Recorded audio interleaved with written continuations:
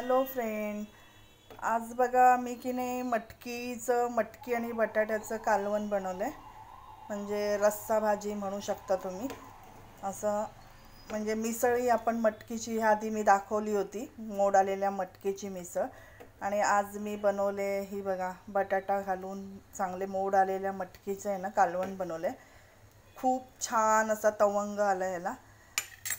बघू शकता तुम्ही किती छान तवंग आलाय आणि उखळतोय तसं त्याचा सुगंधही खूप छान सुटलाय. ही भाजी चपातीबरोबर किंवा भाताबरोबर खूप छान लागते.